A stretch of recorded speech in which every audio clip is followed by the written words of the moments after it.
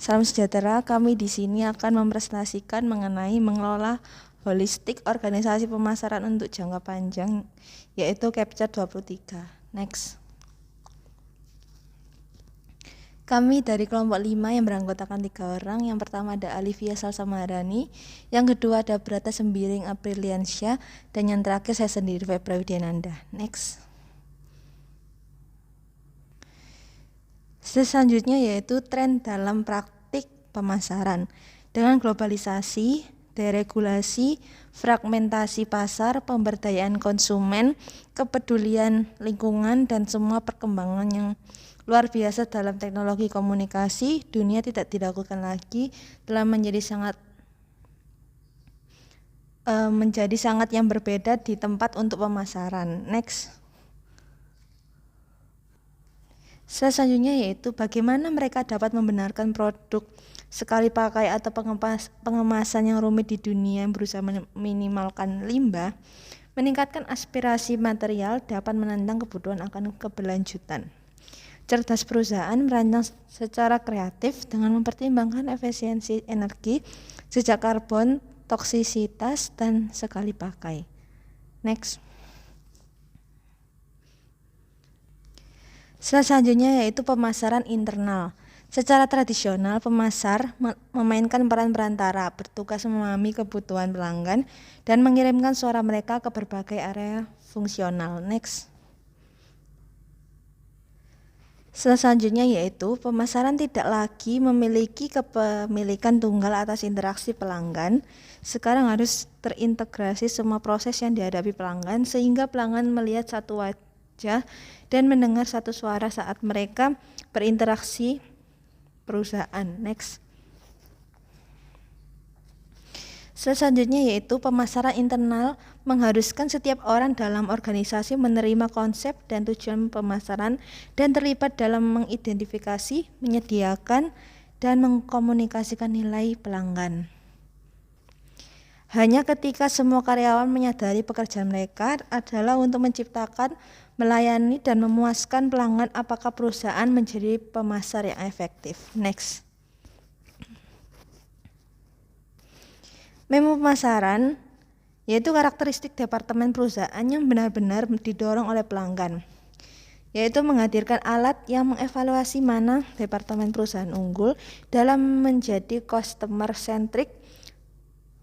Mari kita lihat bagaimana departemen pemasaran diorganisir, bagaimana mereka dapat bekerja secara efektif dengan departemen lain, dan bagaimana perusahaan dapat menumbuhkan budaya pemasaran kreatif di seluruh organisasi. Next. Selanjutnya yaitu mengorganisir departemen pemasaran. Departemen pemasaran modern dapat diatur dalam beberapa cara yang berbeda, terkadang tumpang tindih secara fungsional, geografis, menurut produk atau merek, menurut pasar, atau dalam matriks. Next. Selanjutnya yaitu keuntungan utama dari organisasi pemasaran fungsional adalah kesederhanaan administratifnya. Ini bisa sangat tantangan bagi departemen untuk mengembangkan hubungan kerja yang lancar. Namun bentuk ini juga dapat mengakibatkan perencanaan yang tidak memadai karena jumlah produk dan pasar meningkat dan setiap kelompok fungsional bersaing untuk anggaran dan status. Wakil Presiden pemasaran terus-menerus mempertimbangkan klaim yang bersaing dan menghadapi koordinasi yang sulit masalah. Next. Selanjutnya yakni manajer merek atau produk secara kiasan berada di tengah dengan juru bicara yang mengarah ke berbagai departemen yang mewakili hubungan kerja. Yakni manajer dapat yang pertama mengembangkan strategi jangka panjang dan kompetitif untuk produk, dan yang kedua siapkan rencana pemasaran tahunan dan perkiraan penjualan, dan yang ketiga bekerja dengan agensi periklanan digital dan merchandising untuk mengembangkan salinan program dan kampanye. Yang selanjutnya meningkatkan dukungan produk di antara tenaga penjualan dan distributor. Yang selanjutnya kumpulan intelijen berkelanjutan tentang kinerja produk, sikap pelanggan dan dealer, dan hal baru, masalah dan peluang. Dan yang terakhir memulai perbaikan produk untuk memenuhi perubahan kebutuhan pasar. Next.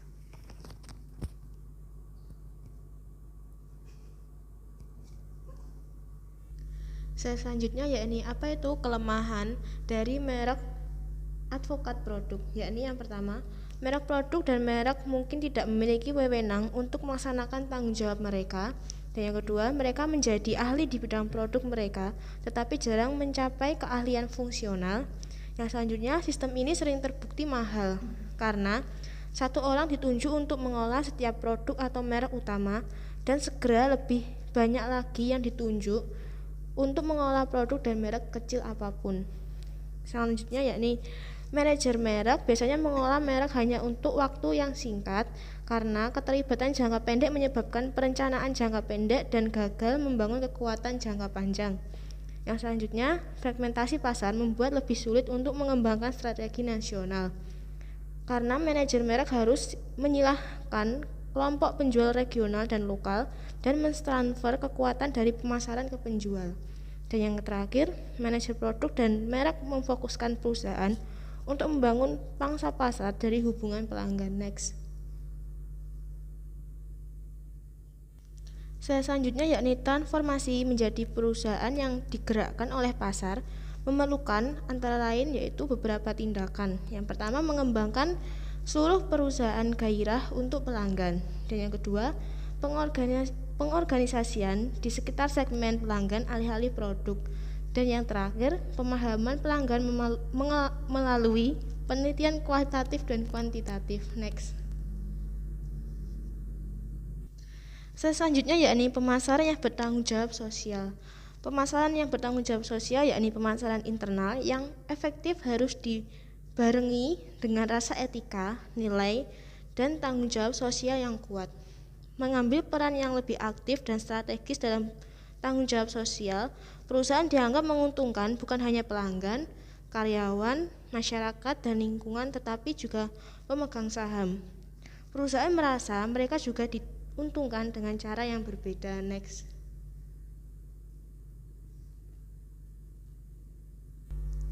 Selanjutnya yakni organisasi perilaku hukum harus memastikan setiap karyawan mengetahui dan mematuhi undang-undang yang relevan. Misalnya adalah ilegal bagi tenaga penjualan untuk berbohong kepada konsumen atau menyesatkan mereka tentang keuntungan membeli suatu produk. Mereka mungkin tidak menawarkan suap kepada agen pembelian atau orang lain yang mempengaruhi penjualan B2B, bisnis ke bisnis. Pernyataan mereka harus sesuai dengan iklan klaim dan mereka tidak boleh memperoleh atau menggunakan rahasia teknis atau dagang melalui suap atau industri spionase. Next. Selanjutnya yakni ada 3 program utama McDonald yang berfokus pada kesejahteraan, kesehatan anak-anak dan keluarga.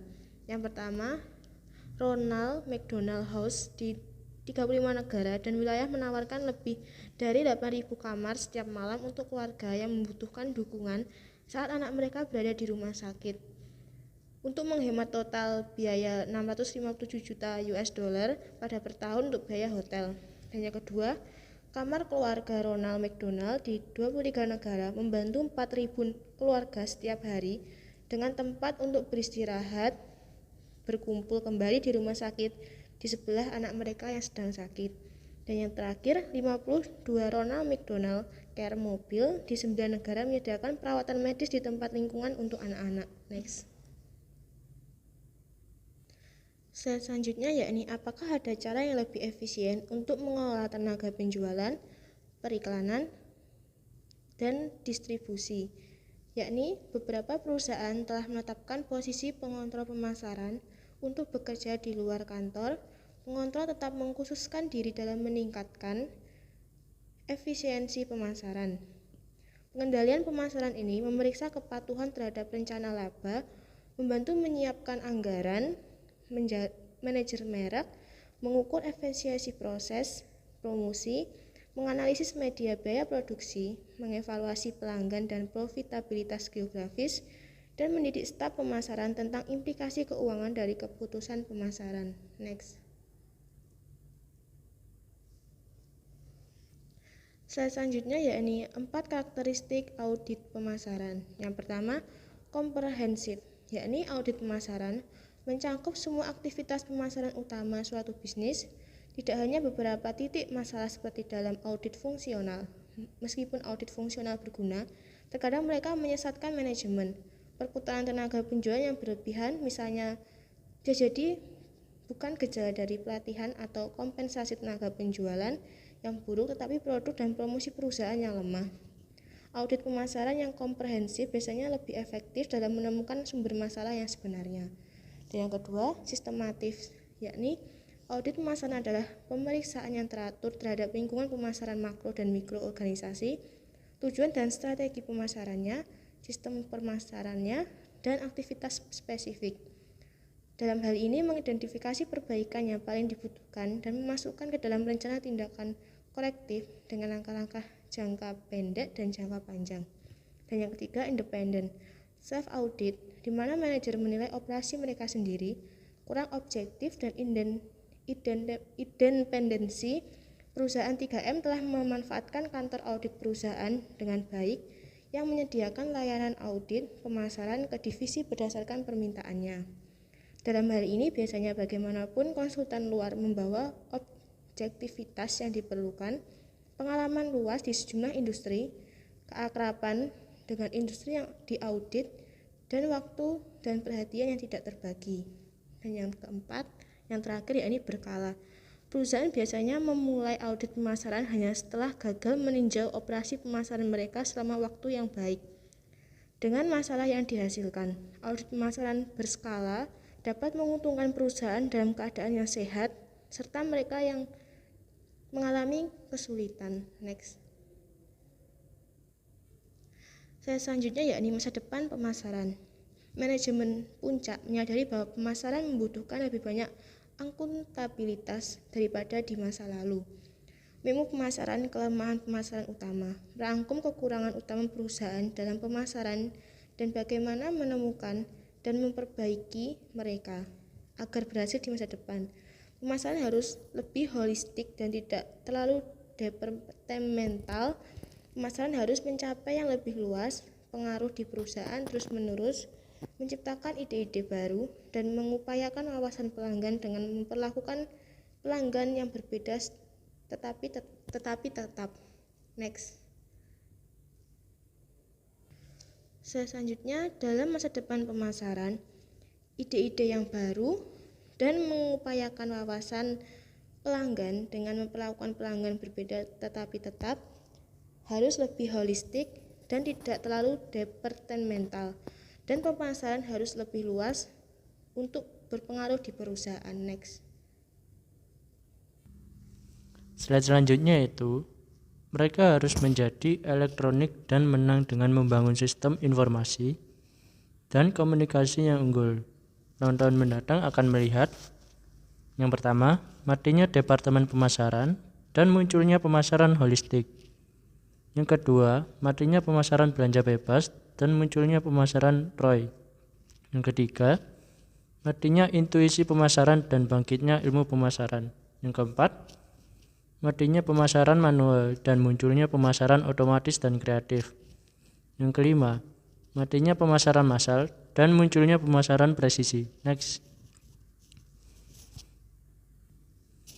Slide selanjutnya yaitu Departemen Pemasaran Modern telah berevolusi melalui tahun dari Departemen Penjualan Sederhana ke struktur organisasi, di mana pemasar bekerja terutama pada tim lintas disiplin. Next.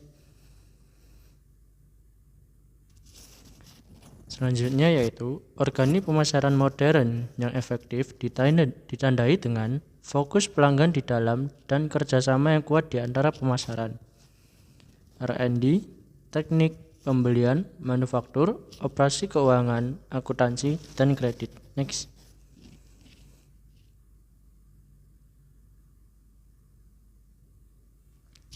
Slide selanjutnya itu rencana pemasaran strategis yang brilian tidak banyak berarti kecuali dilaksanakan dengan baik, termasuk mengenali dan mendiagnosis suatu masalah, menilai di mana letak masalah itu, dan mengevaluasi hasil. Next.